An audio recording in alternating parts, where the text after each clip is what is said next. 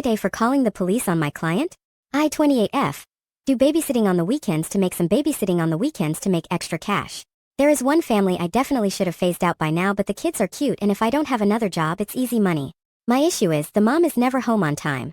She used to not give me return times, but finally I started asking as it made it impossible to get anything done on the weekends. I'd go babysit so she could go to brunch, but she'd be gone from 11 a.m. to 7 p.m. My whole day was gone. After that, she'd start giving me times but never stick to them. She wouldn't even call to tell me, she'd just stay out. On Saturday, I got to her house at 6 and she was supposed to be home by 9. I told her she needed to be on time because I had plans to go out with friends. I was even getting ready at their house after I put the kids to bed. She promised. Of course, 9 o'clock rolls around and she's not home. I call her, no response. Text, no response. Another hour. Nothing. Still calling and texting. Finally, it is midnight. By this point, my plans are long ruined, but I'm pissed and exhausted. I call her and leave a voicemail saying if she's not home in the next hour, I'm considering the kids abandoned and calling the cops. I also text her this. I try calling her 30 minutes later and it goes to voicemail on the second ring. I text her again and she leaves me on read.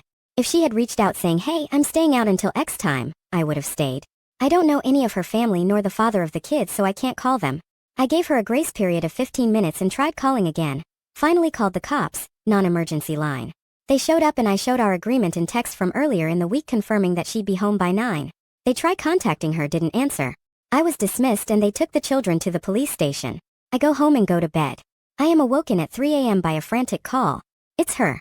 Where are the kids? Why am I not here? I tell her I followed through on my threat. Check the police station. She cursed me out. I hung up and went to bed. The next day, she sends me an essay saying the kid's father was called, and there's a DCF investigation launched against her. She called me every name under the sun, but I didn't think I was wrong until I spoke to a friend with kids. She said I should have just waited it out and refused to ever sit for her again. She asked if her potentially losing her kids was worth me being petty.